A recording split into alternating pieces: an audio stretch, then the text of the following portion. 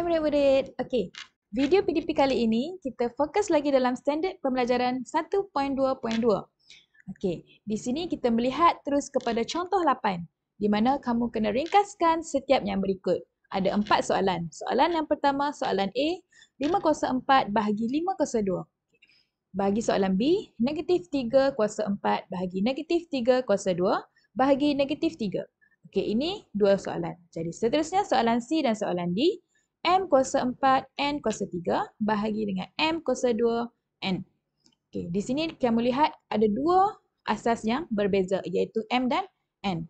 Bagi soalan D, 12M kuasa 10 bahagi 4M kuasa 5 bahagi M kuasa 2. Okey, kita teruskan dengan soalan yang pertama. Soalan A. Di sini kita lihat asas 5. 5 kuasa 4 bahagi 5 kuasa 2. Di mana kita boleh lihat hukum indeks yang kedua iaitu pembahagian. Operasi bahagi asas yang sama, kuasanya kita tolak. Di mana di sini 4 tolak 2 bagi kuasanya. Jadi kita akan dapat jawapan 5 kuasa 2. Okey, kita teruskan dengan soalan B. Soalan B di sini -3. Bagi -3, kamu jangan lupa untuk letak kurungan dan kuasanya di sini 4, 2 dan yang hujung sekali kamu nampak. -3 mestilah kuasa 1.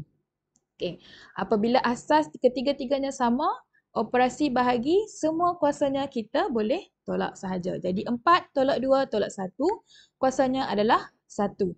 Ataupun kita tak perlu tulis kuasa, kita tulis jawapannya adalah -3.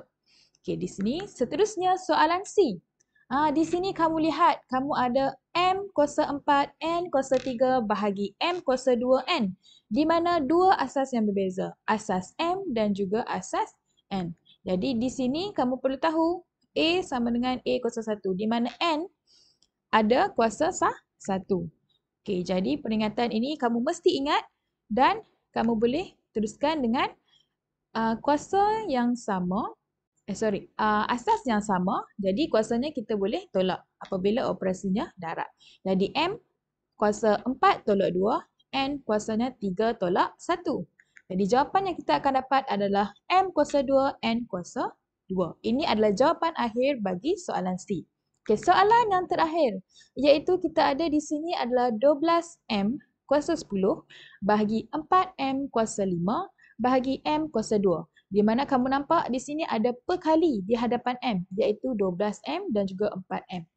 Okey, kamu perlu asingkan atau kumpulkan perkali di hadapan iaitu 12 bahagi 4 dan juga M kuasa 10 bahagi M kuasa 5 bahagi M kuasa 2. Di mana apabila kamu lihat M adalah ketiga-tiga adalah asas yang sama, jadi operasi bahagi kamu boleh tolakkan dia punya kuasa. 10 tolak 5 tolak 2. So, ini adalah jawapannya iaitu 3. 12 bahagi 4 kamu dapat 3. 10 tolak 5 tolak 2 kamu akan dapat 3. Jadi jawapan akhir adalah 3M kuasa 3. Jadi sampai di sini kita bertemu dalam video kali ini. Jadi terima kasih.